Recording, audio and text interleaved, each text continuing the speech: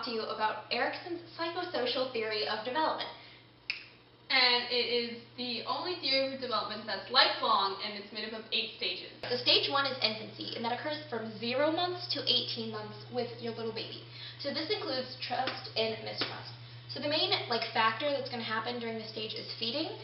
Children develop a sense of trust or mistrust based on their caregivers' affection, love, caring, and reliability. And if you don't have this, that's when you're going to have that mistrust. Now, sweet baby Judith does not have affection or reliability. She's running around the woods with Tyrese and Lizzie, who tried to strangle her. So yeah, she is going to end up with mistrust. Alright, so stage 2 occurs during early childhood, and that's about when they're 2 to 3 years old. And the basic conflict in this stage is autonomy versus shame and doubt. Alright, so during the stage, children, they need to develop control over skills and kind of get a sense of independence.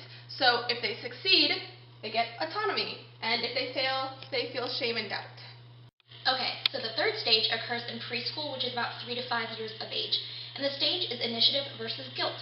So when children are this age, they need to start exerting power and showing control over their environment. So if they do this, and they show initiative, they're going to feel powerful and happy and blah, blah, blah, blah, blah. But if they exert too much power over their environment, they're going to experience disapproval, which is going to lead to guilt. So stage 4 occurs during school age, and that's from about 6 years to 11 years old. And the basic conflict with this is industry versus inferiority. So with this, the kid is pretty much they're adjusting to a new environment and stuff, because they're going to school, so they have to adjust to different social things as well as academic. So if they succeed, they feel competent, whereas if they fail, then they feel inferior. So Carl Grimes in The Walking Dead, he's going through this stage right now, and pretty much everyone in the group, everyone's got a job to do, and what he's trying to do is he's trying to figure out what can I do, and so he begs his dad to let me have a gun, let me shoot. He wants to prove his competence by killing zombies. So he even he goes out of his way and he tries to kill them, and he always celebrates when he does, by eating pudding and stuff. So it's pretty much, he's just trying to show his competence in this new world. Okay, so stage 5 is adolescence, and this is from when you're 12 to 18. So Daryl Dixon, my love, is a perfect example of how identity and role confusion can impact your entire life. Okay, so first of all, identity, you want to know who you are and what you're going to become. That's what identity is. You need to develop a sense of your own beliefs and values and all that good stuff before you can really go on past adolescence to becoming a fulfilled, healthy adult. Now, if you don't find your identity, which would suck, you're going to be stuck in role confusion. And that's just the uncertainty about who you are and what you're to become. And when you're role confused, you might, identify with subgroups that are less than savorable, that's savor. You're going to stick with bad people, okay? So that could be Merle. So let's think about this. Daryl didn't have an identity. He was nobody. He said in the episode with Beth, he doesn't know who he is. And because of that, he associated with Merle and the Tweakers and all these really shady guys. And they're he did not have his own identity, and that's why he latched on to this, what do we want to call it? He latched on to a negative or socially unacceptable identity. Okay, so stage 6 is young adulthood, and that goes up until you're 40, so you're always a kid. Okay, anyways, we're going to keep going with this Daryl Dixon scenario.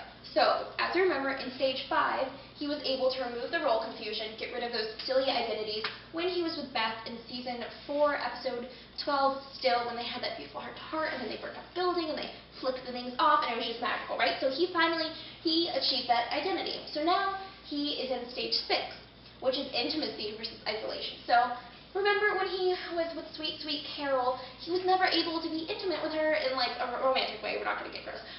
But he could never form a meaningful relationship. It was just kind of playful, flirting, blah, blah, blah, blah, blah. Nothing ever real. And that was because, remember, he hadn't moved on to stage 6. So anyways, she was out of the picture. But now that he's with Beth and he's formed his identity, he can start deciding, does he want to be intimate or does he want to be isolated? So with intimacy, he's going to form strong relationships and have meaningful bonds with people, and it's going to be great for him. So Bethel, Farrell, whatever. But then also we need to remember isolation. if he can't actually form these deep bonds, he's going to end up alone. So, stage 7 is middle adulthood, and this is from about age 40 to 65. And so the conflict with this is generativity versus stagnation. So pretty much here, okay, what happens here is that the adult has like the need to create or nurture things that are going to outlast them.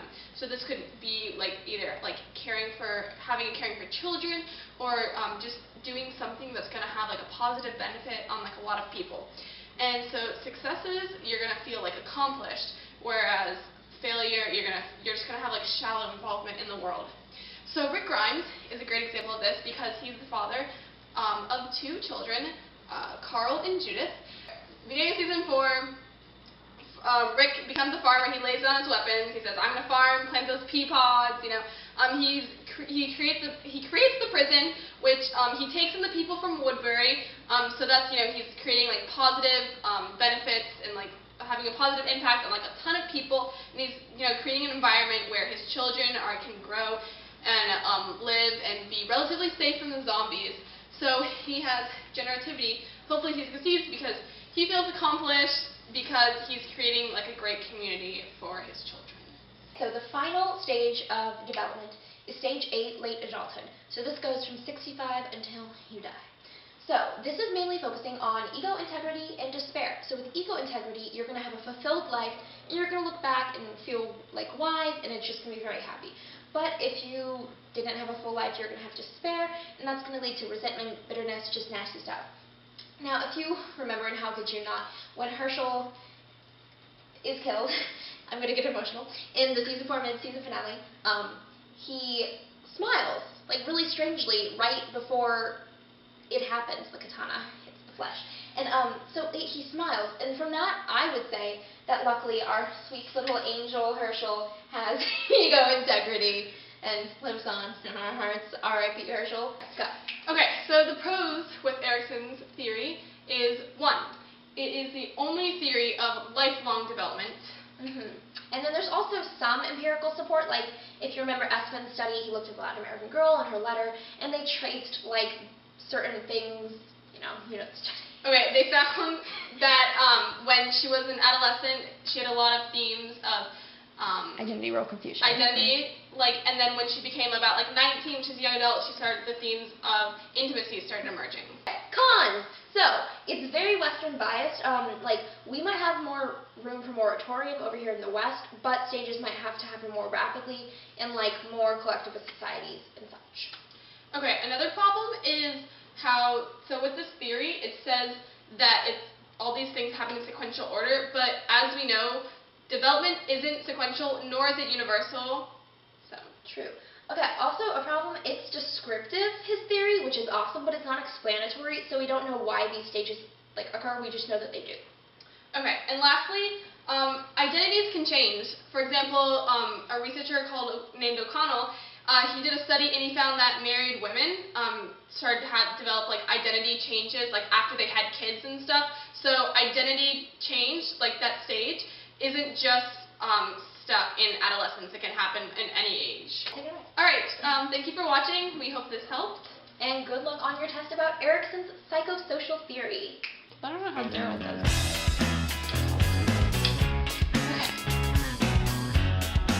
Go. Let's see her aim. Did not get a zombie. Everything's in order in a black hole. Nothing seems to pity is the past though.